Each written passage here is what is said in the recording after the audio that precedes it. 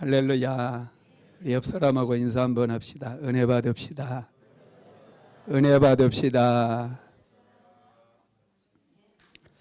오늘은 더 블레싱 시리즈 말씀 14번째 깨달음이 깊어질 때, 이런 제목의 말씀입니다.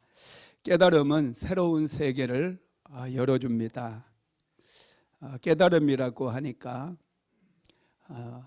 무엇일까 궁금하실 텐데, 사실은 있는 그대로를 보는 것을 얘기합니다.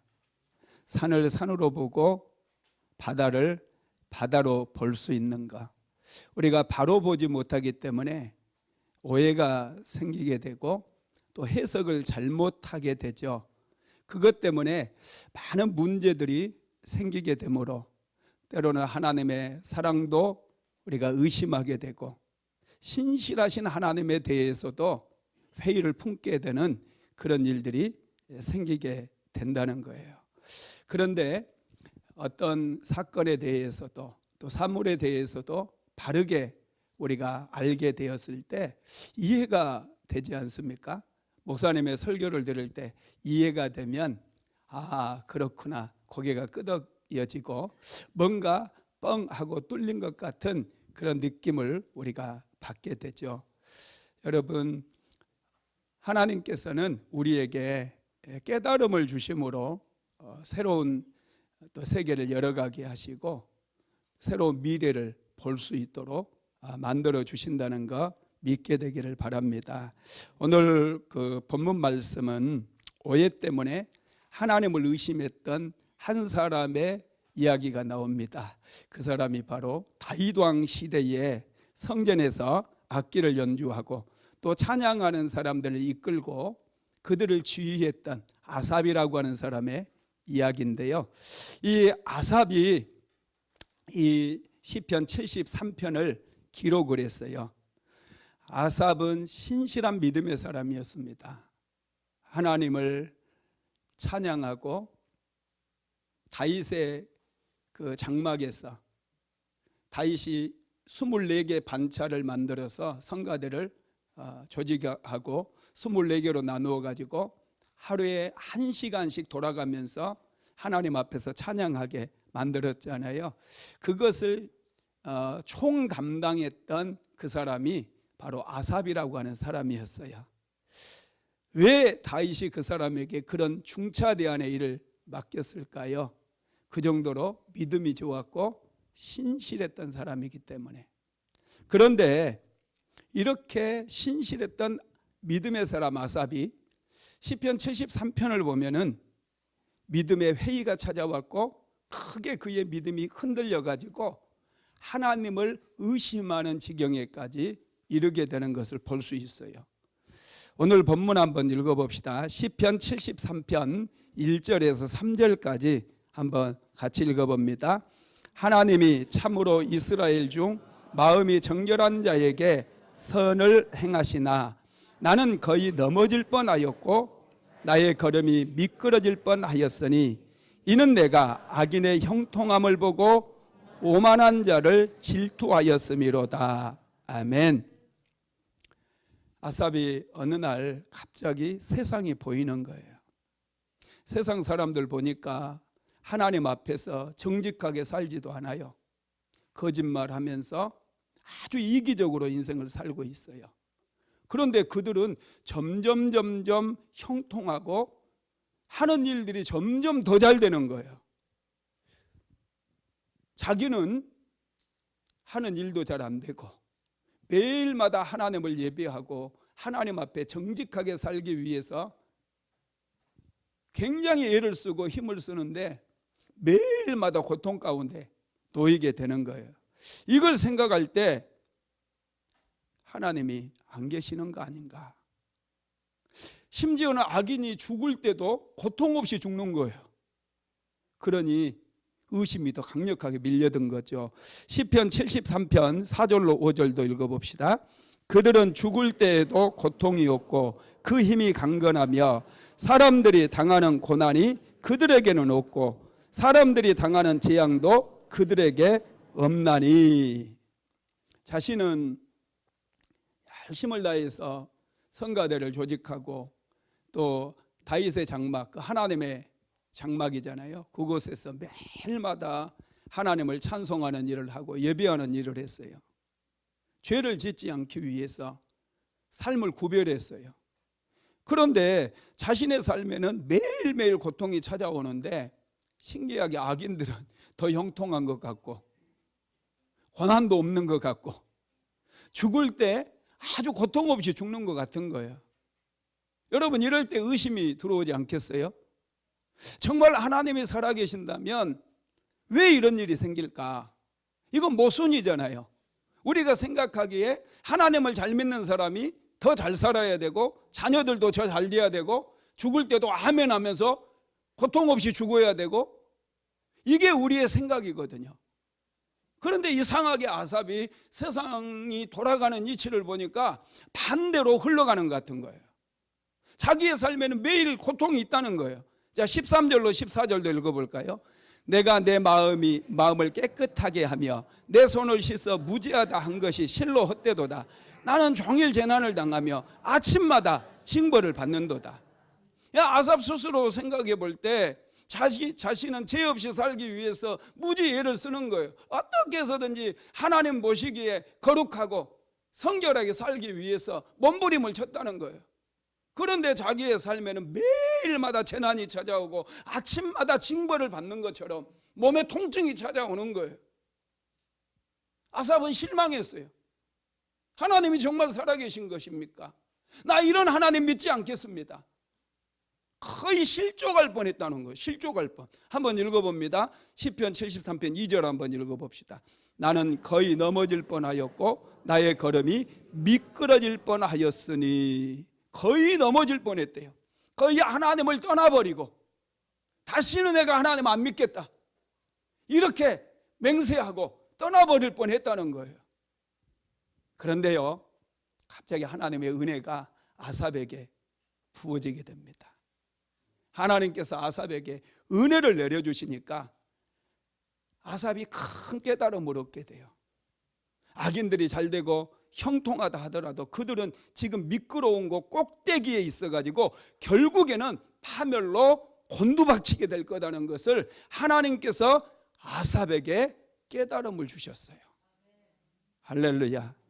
한번 읽어봅시다. 시편 73편 17절로 19절입니다. 하나님의 성소에 들어갈 때야 그들의 종말을 내가 깨달았나이다. 주께서 참으로 그들을 미끄러운 곳에 두시며 파멸에 던지시리니 그들이 어찌하여 그리 갑자기 황폐되었는가 놀랄 정도로 그들은 전멸하였나이다. 아삽에게 하나님께서 은혜를 주시니까 큰 깨달음이 왔어.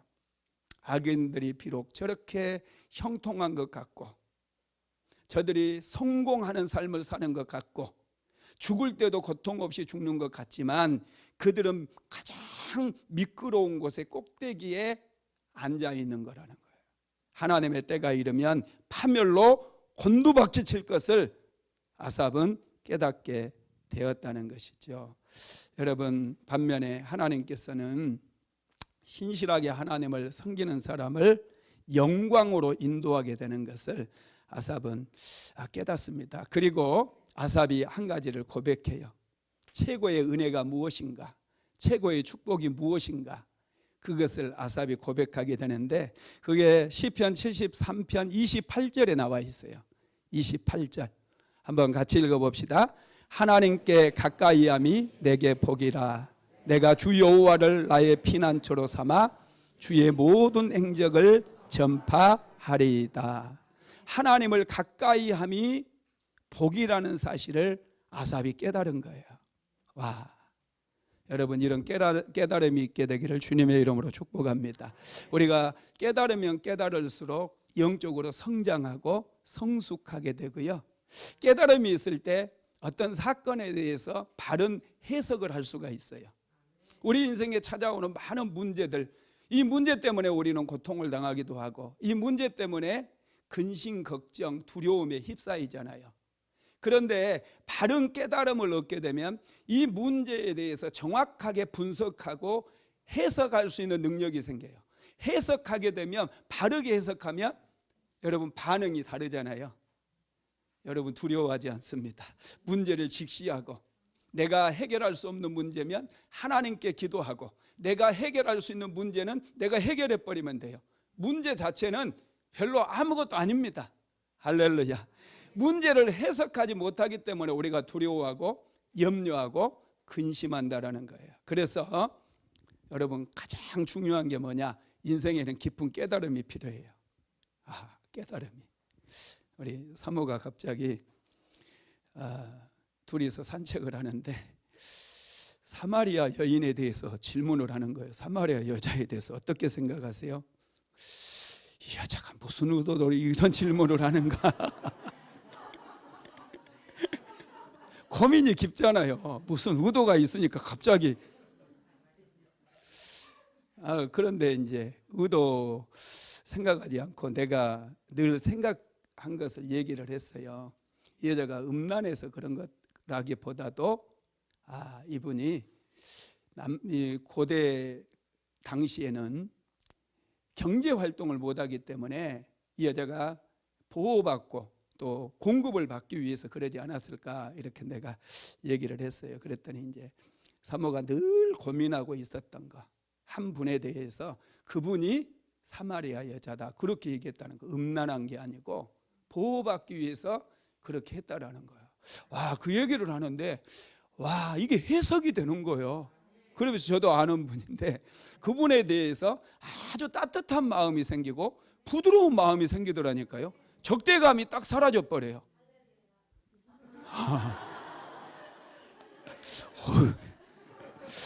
멋있어요. 박자를 맞출 줄 아는 센스. 할렐루야. 이 깨달음이 아주 중요한 거예요. 인생의 깨달음. 깨달음이 올 때마다 감동이 오고요. 다시금 해석이 되어지니까 미움이 사라지고 용서가 되고 그 사람이 좋아지더라니까요. 깨달음이라고 하는 뜻은 무엇일까요? 우리말 사전에 보면은 심령이 진리에 통한다. 깨치어 환하게 알아내다. 깨치어 환하게 알아내게 되는 거. 내가 저 어두움 속에 있으면 환하게 알아내질 못해요. 그러니까 어두우니까 염려하고 근심해요. 두려워해요. 그런데 깨치어 환하게 알게 되면은 두려울 게 하나도 없어요. 물은 물이고 산은 산인 거예요. 별거 아니에요. 그러면 여러분 성경에서는 깨달음에 대해서 어떻게 말씀하고 있는가 한번 살펴봅시다. 첫째는 깨닫지 못하면 멸망하는 짐승과 같다고 합니다. 시편 49편 20절 시작. 종기하나 깨닫지 못하는 사람은 멸망하는 짐승 같도다. 종기하다는 말은 귀하고 부자라는 얘기예요. 참 사람들에게 귀중히 여김을 받고 부자로 산다 할지라도 깨닫지 못하면 멸망하는 짐승과 같아요. 도살장에 끌려가는, 죽을 수밖에 없는 그런 인생이 돼버린다는 거예요. 이 깨달음이 정말 중요합니다. 두 번째로는 깨닫지 못하면 망하게 된대요. 자, 호세아서 4장 14절 같이 읽어봅니다. 너희 딸들이 음행하며 너희 며느리들이 간음하여도 내가 벌하지 아니하리니 이는 남자들도 창기와 함께 나가며 음부와 함께 희생을 드림이니라. 깨닫지 못하는 백성은 망하리라. 아멘. 너희 딸들이 음행을 하고 며느리들이 간음해도 하나님께 심판하지 않겠대. 왜냐하면 남자들도 보니까 똑같더라는 거예요. 창기들과 함께 나가고 같이 음란한 짓들을 하기 때문에. 그래서 하나님께서 망하게 내버려 두신다는 거예요. 깨달음이 없이, 죄에 대한 깨달음이 없이 죄 가운데 깊이 빠져서 살게 되면 결국은 여러분 망하게 되는 거예요. 인생에 있어서 깨달음이라고 하는 게 너무 중요하다는 거죠. 세 번째로 깨닫지 못하면 고침을 받지 못한대요. 자, 마태복음 13장 14절로 15절 같이 읽어봅시다. 이사야의 예언이 그들에게 이루어졌으니 일렀으되 너희가 듣기는 들어도 깨닫지 못할 것이요 보기는 보아도 알지 못하리라. 이 백성들의 마음이 완악하여져서 그 귀는 듣기에 둔하고 눈은 감았으니 이는 눈으로 보고 귀로 듣고 마음으로 깨달아 돌이켜 내게 고침을 받을까 두려워함이라 하였느니라. 아멘. 우리가 보기는 보아도 알지 못할 때가 많아요. 듣기는 들어도 내 이 어떤 편견이라든지 내가 가지고 있는 그 어떤 관점이 다르다 보면은 듣기는 들어도 제대로 듣지 못하는 경우가 얼마나 많은지 모릅니다. 여러분, 이 들어야 돼요. 그래야 고침을 받을 수가 있게 됩니다. 깨달음이 얼마나 중요한지 몰라요. 깨달음이 와야 돌이키게 되고 인생의 변화를 경험할 수 있어요. 우리가 영적으로 성장할 때 보면은 어떤 단계마다 하나님께서 큰 깨달음을 주실 때가 있거든요. 아, 이런 탄성이 터지면 믿음이 막 성장을 해요. 그런데 깨닫지 못하고 그냥 말씀을 들어도 그냥 전혀 이해하지 못하고 또 졸면서 듣다 보면은 성장이 안 됩니다. 오늘 일부 예배 때 아침에 날씨가 추워서 이거 히터를 틀어놔서 그런지 많은 분들이 졸고 있는 거예요. 아, 내가 졸라고 이 설교 준비한 거 아닌데. 그래도 어떡합니까? 하나님께서 사랑하는 자들에게 잠을 주신다고 그랬는데 이분들 깨울 수도 없고 그냥 설교했습니다. 하나님의 말씀을 듣고 깨닫게 되면 회개하게 돼요. 회개하다 보면 변화가 일어납니다. 여러분, 탕자를 잘 아시죠? 아버지에게 자기에게 돌아올 분깃을 물려달라고 했던 탕자는 아버지를 떠나서 먼 곳으로 가서 허랑방탕하다가 아버지의 재산을 다 탕진했어요. 그리고 돼지를 치는 농장에 보내져 가지고 돼지들이 먹는 지엽 열매를 먹습니다. 그런데 그것도 주는 사람이 없어 가지고 철철 굶었어요. 여러분, 탕자는 돼지를 치는 그런 종이 돼 가지고 배를 굶고 있는 거예요. 그러다가 어느 순간 깨달음이 옵니다. 어떤 깨달음이 오냐면 우리 아버지는 부자인데, 그런 생각이 쑥 들어오는 거예요. 아버지가 부자라는 사실을 깨달았어요. 우리 아버지 집에는 품꾼들조차도 풍족하게 살고 있는데 이걸 또 깨달았어요. 그렇다고 한다면 우리 아버지에게로 돌아가서 나를 품꾼의 하나라도 써달라고 해야 되겠다. 이걸 깨달은 거예요. 그래서 탕자가 아버지 집으로 돌아갈 결심을 하게 됩니다. 깨달음이 왔기 때문에 결심을 할 수 있었어요. 그리고 결심이 서고 나자 행동으로 옮겨서 아버지 집으로 달려갑니다. 아버지는 탕자를 보자마자 측은히 여겨서 탕자를 끌어안아 주는 거예요. 그리고 종들에게 명령을 내립니다. 옷을 가져와라, 새 옷을 가져와라, 신발을 가져와라, 가작지를 끼워줘라, 송아지를 잡아라. 여러분, 깨달음이 왔기 때문에 완전하게 신분을 회복할 수가 있었다는 거예요. 저와 여러분에게도 이런 깨달음이 필요합니다. 네 번째로 깨달음이 오면 풍성한 열매를 맺습니다. 마태복음 13장 23절 읽어봅니다. 좋은 땅에 뿌리웠다는 것은 말씀을 듣고 깨닫는 자니 결심하여 혹 100배, 혹 60배, 혹 30배가 되느니라 하시더라. 하나님의 말씀을 듣고 깨달아야 돼요. 말씀을 들어도 깨닫지 못하면 열매 없어요. 인생의 열매가 맺혀지지 않아. 그런데 말씀을 듣고 깊이 깨닫는 사람들은 100배, 60배, 30배 이런 축복을 받게 된다는 거예요. 풍성한 열매를 맺게 된다는 거예요. 다섯 번째로 깨달음이 오면 문제를 잘 해결합니다. 여러분, 깨달음은 지혜라고도 할 수 있어요. 지혜는 분별력이라고 할 수 있습니다. 문제를 잘 해결하려면 분별력이 있어야 돼. 이게 어떤 게 하나님의 뜻이고 어떤 게 내 생각이고 어떤 게 마귀가 주는 생각인가, 이런 것들을 잘 분별할 수 있어야 이 문제를 쉽게 해결할 수가 있다는 거예요. 열왕기상 2장에 보면은 솔로몬 왕의 재판 이야기가 기록이 되어 있습니다. 두 창기가 함께 살고 있었어요. 그런데 이 두 창기가 3일 간격으로 아이를 낳습니다. 그런데 얼마나 참 이 형편없는 엄마였던지 잠을 자다가 아이를 깔아버렸어요. 그래서 아이가 죽어버립니다. 아이를 자기가 죽여놓고 자기 아이가 죽어 있으니까 엄청 충격을 받았나 봐요. 그래서 옆에 여자를 보니까 아이가 생글생글 웃고 있거든요. 얼른 바꿔치기를 해버려요. 죽은 아이를 다 갖다 주고 살아있는 아이를 자기가 딱 안고 있는 거예요. 내 아기다고.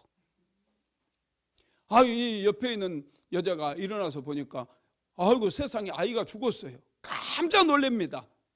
아이 얼굴을 자세히 보니까 어랍시오? 이 아이가 아닌 거야. 내 아이가. 옆에 안고 있는 여자 아이가 내 아이인 거예요. 여러분 세상에 자기가 난 아이 얼굴을 모르는 엄마가 어디 있겠습니까? 그래서 이거 내 아이다고 막 둘이서 막 싸운 거예요. 막 옆에 있는 사람들이 야 싸워도 끝장 안 나니까 왕에게 한번 판결해달라고 가봐라. 그래서 이 두 여자가 솔로몬 왕에게 나옵니다. 그리고 솔로몬 왕에게 이실직고를 해요. 다 얘기를 해줍니다. 그랬더니 솔로몬 왕이 칼 가져와라 그래요. 칼 가져와라. 오, 섬뜩하잖아요. 그러더니 이 아이를 두 동강으로 잘라가지고 둘이 나눠줘라 그래요. 오, 기가 막힌 판결이죠, 그죠? 세상에 이런 판결 받으려고 왕에게. 그랬더니 반응이 굉장해요. 진짜 엄마는 이 아이를 살려달라고 왕에게. 그러야 하지 마시고 이 아이를 저 여자에게 주라고 얘기합니다. 그런데 가짜 아이를 도적질했던 이 여자는 오, 왕이시여 정말로 지혜롭습니다. 명판결이십니다. 잘라서 이 아이 것도 되지 않고 저 여자 것도 되지 않고 내 것도 되지 않게 하옵소서. 여러분 솔로몬은 이 문제의 본질을 보았어요. 핵심이 뭔가를 보았다는 거예요. 핵심이 뭡니까? 사랑이잖아요. 모성애잖아요. 자기가 낳은 아들을 절대로 죽게 할 수 없는 그 여인의 모성애를 본 거예요. 그래서 여러분 이 재판으로 솔로몬의 주가가 엄청 올라갔다는 거 아닙니까? 이렇게 정확하게 판결할 수 있었던 것은 솔로몬이 깊은 깨달음이 있었기 때문에 본질을 볼 수 있는 것, 문제의 본질을 볼 수 있는 게 진정한 깨달음이라고 할 수가 있겠습니다. 여섯 번째로 깨달음이 깊을 때 시대의 흐름을 읽을 수가 있어요. 여러분 이 시대를 볼 수 있는, 정확하게 볼 수 있는 그런 안목이 얼마나 중요한지 몰라요. 그래서 우리 그리스도인들은 성경책도 열심히 묵상하면서 하나님께 기도하다 보면 하나님께서 이 시대 그리고 미래에 어떤 시대가 올 것인가를 우리에게 종종 계시해 주실 수 있어요. 여러분 미래를 안다라는 거 얼마나 큰 축복입니까? 미래에 어떤 장사를 하면 돈을 잘 벌 것이다. 할렐루야. 하나님은 미래의 일을 알까요? 모를까요? 하나님의 백성들이 기도하면 알려줄까요? 안 알려줄까요? 정답 100점이네. 설교 끝 해도 되겠다. 여러분 하나님은 다 아시거든요. 그래서 우리 그리스도인들이 시대의 흐름을 깨닫게 해달라고 기도하면 분명히 하나님께서 보여주실 거예요. 제가 읽었던 책 중에 제3의 물결, 엘빈 토플러가 썼던 이 책을 저는 잊을 수가 없어요. 엘빈 토플러는 미래학자거든요. 미래 시대에 어떤 일들이 펼쳐질 것인가를 이분은 단계적으로 쭉 얘기를 해놨어요. 이분이 얘기한 것 중에 문화에 대한 얘기도 아주 감동이었고요. 이 문화의 주체자가 되어야만이 이 세계를 다 세계에 이끌어간 리더가 될 수 있다는 거예요. 우리나라 한류, 그죠? 한류 대단하지 않습니까? 이 문화를 개방을 해서 그래요. 한 대통령이 일본 문화가 우리를 막 다 쓸어버릴 거다 그랬는데 아니다. 대한민국의 고유 문화가 세계를 휩쓸 거다 그래서 문화 개방을 했어요. 그랬더니 한류가 전 세계를 휩쓸고 다녀요. 놀랍지 않습니까? 그리고 이제 공영방송 시대는 가고 개인방송 시대를 이 엘빈 토플러가 예언처럼 얘기를 해놨어요. 요즘 개인방송 시대가 돼버리지 않았습니까? 요즘 공영방송은요 10%만 넘어도 대박이라고 그래요. 유튜버에 막 밀려가지고. 이런 미래학자들이 쓴 책들을 우리가 좀 많이 보는 것도 필요합니다. 요즘은 그 유발 하라리 호모 사피엔스라고 하는 책을 썼던 이런 분들이 이제 미래학자인데요. 이런 분들의 책을 좀 보다 보면은 이 시대의 흐름을 읽을 수 있는데, 여러분 그것보다 더 중요한 건 하나님께서 깨달음을 주실 때 이 시대를 볼 수 있는 안목이 생긴다는 거예요. 여러분 우리는 좀 제대로 볼 수 있어야 돼요. 제대로 보지 못함으로 인해서 우리가 문제를 그릇되게 해석하고 또 잘못된 그런 사업을 함으로 인해서 있는 것도 날려버리는 그런 일들이 굉장히 중요하다는 거예요. 우리는 이 시대를 읽을 수 있어야 돼요. 우리는 그리스도인이에요. 우리는 예수 믿는 사람들이에요. 우리는 달라요. 세상 사람들이 아둔하고 어디렇게 어리석게 살아가잖아요. 그런데 우리는 그들과 다릅니다. 예수 믿는 사람이에요. 시대를 볼 수 있어요. 그래서 이 시대의 흐름을 알기 위해서는 여러분 자주 내 자신을 좀 보고 좀 내 자신을 조율해 줘야 돼요. 악기를 여러분 조율하잖아요. 피아노 조율하고 바이올린 같은 명품 악기일수록 조율을 자주 해줘야 되고요. 조율비가 엄청 비싸요. 그런데 조율을 해야 돼요, 말해야 돼요? 해야 돼요. 왜 조율을 하는 줄 아세요? 새로운 소리를 내기 위한 게 아니라 악기 본연의 소리를 내기 위함이에요. 그 악기가 가지고 있는 정말로 아름다운 소리, 그것을 내기 위해서 자꾸 조율을 해줘야 돼요. 우리도 마찬가지예요. 하나님께서 우리를 하나님의 형상대로 만들어 주셨거든요. 그런데 죄로 인해서 자꾸 우리가 딴 생각을 해요. 마귀가 주는 생각도 하고 욕심에 묶여가지고 그냥 잘못된 생각들을 많이 한다는 거예요. 그러니 하나님의 말씀으로 우리를 자꾸 조율해 봐야 돼요. 자꾸 조율하고, 그래서 하나님의 주파수에 내 주파수를 딱 맞추게 되면은 고유한 그런 하나님의 뜻을 우리가 깊이 깨달을 수 있고 분별할 수 있고 시대의 흐름을 알 수 있게 된다는 거 믿으시기를 바랍니다. 아삽은 하나님의 은혜로 있는 그대로를 볼 수 있는 안목이 생겼어요. 하나님의 은혜로 큰 깨달음을 얻었습니다. 아삽이 하나님의 은혜로 깨닫게 된 게 뭔가? 첫째, 자신의 우매함을 깨달았어요. 자, 시편 73편 20절로 22절 같이 읽어봅니다. 주여, 사람이 깬 후에는 꿈을 무시한 같이 주께서 깨신 후에는 그들의 형상을 멸시하시리이다. 내 마음이 산란하며 내 양심이 찔렀나이다. 내가 이같이 우매무지함으로 주 앞에 짐승이오나. 아멘. 아삽이 깨달음이 왔을 때 자신이 우매무지한 짐승 같음을 알게 되었다는 거예요. 하나님의 은혜 받기 전에는 자신이 제일인 줄 알았어요. 자신이 지혜롭고 자신이 똑똑하고 자신은 잘났고 많이 배웠고, 그런데 하나님께서 깨달음을 주시자 정말 자기가 못났고 자기는 연약하고 짐승과 같이 미련하다는 사실을 깨달았다는 거예요. 와, 시골에만 살던 한 처녀가 서울에 왔대요. 기차역에서 택시를 타고 목적지로 이동하는데 갑자기 택시 문이 철커덕 잠기더래요. 그래서 아저씨 왜 문을 잠그세요? 60km가 넘으면 자동으로 잠겨요. 그랬더니 나는 57km인데요. 그랬더니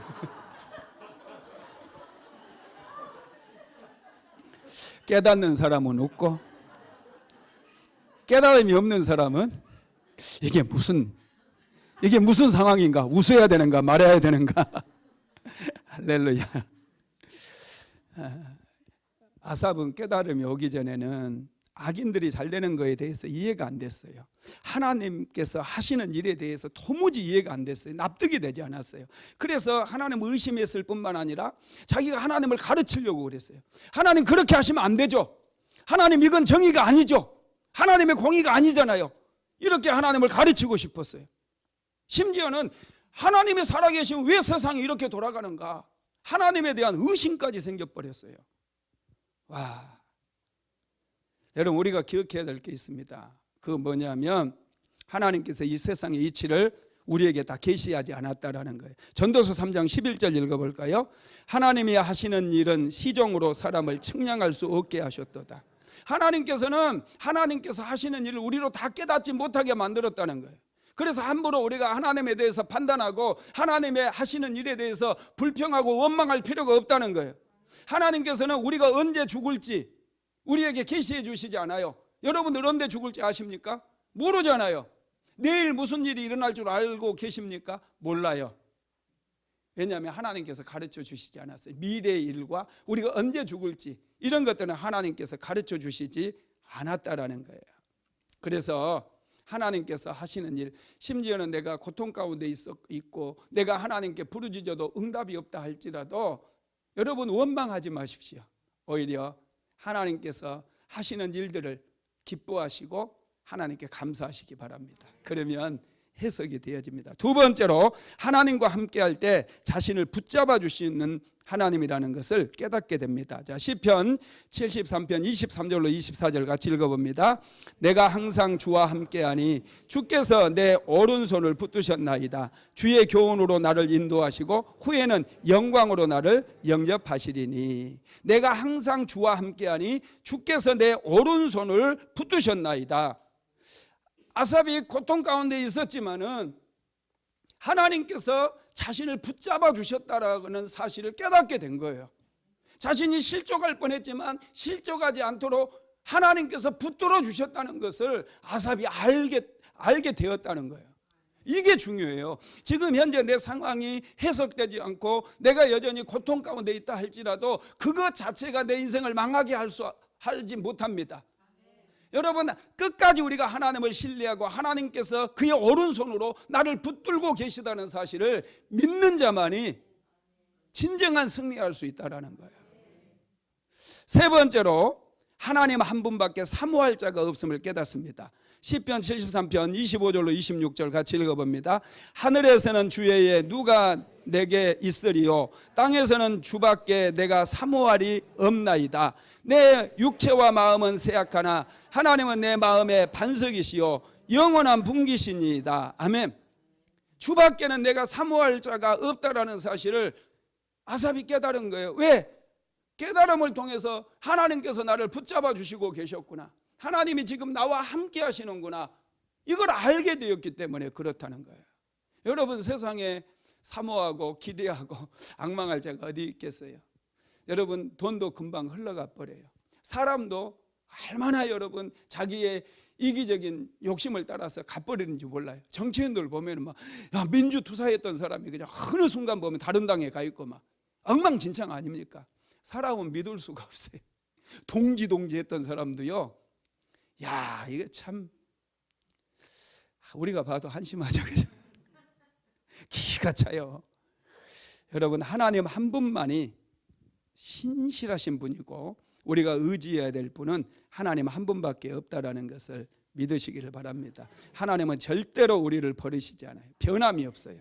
우리를 끝까지 사랑해 주시는 분입니다. 시편 73편 26절 같이 읽어봅시다. 내 육체와 마음은 쇠약하나 하나님은 내 마음의 반석이시요 영원한 분깃이시라. 아멘. 하나님만이 흔들림이 없는 반석이시고 또 나의 기업이 되신다, 이런 말씀입니다. 네 번째로 하나님을 가까이함이 축복임을 깨달았어요. 자, 27절로 28절 같이 읽어봅시다. 무릇 주를 멀리하는 자는 망하리니 음녀같이 주를 떠난 자를 주께서 다 멸하셨나이다. 하나님께 가까이함이 내게 복이라. 내가 주 여호와를 나의 피난처로 삼아 주의 모든 행적을 전파하리이다. 아멘. 하나님께 가까이함이 축복임을 아삽이 깨달았다라는 거예요. 여러분, 참 오늘 또 예배하러 나오셨는데 이게 축복인 것을 믿으시기 바랍니다.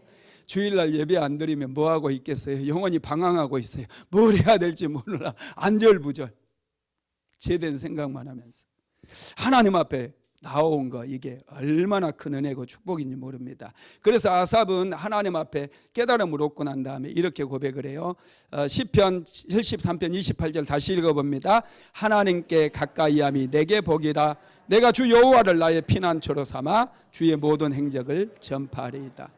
하나님을 가까이 하는 것이 큰 축복이라는 것을 알고 이것을 주변에 있는 모든 사람들에게 전파하겠다, 이렇게 고백을 하고 있습니다. 그러면 아삽이 여러분 이제 우리가 봐왔잖아요. 막 실망도 하고 혼자서 막 실험을 하고 하나님이 왜 그러실까? 하나님은 정말 좋으신 분인가? 하나님은 안 계시는 거 아닌가? 막 이런 내적인 갈등이 있었잖아요. 그런데 갑자기 하나님께서 은혜 주셔서 큰 깨달음을 얻게 되었는데 아삽은 이런 깨달음을 어디서 받았을까? 어디서? 그게 중요해요. 시편 73편 16절로 17절 같이 읽어봅니다. 내가 어쩌면 이를 알까여 생각한즉 그것이 내게 심한 고통이 되었더니 하나님의 성소에 들어갈 때야 그들의 종말을 내가 깨달았나이다. 아멘.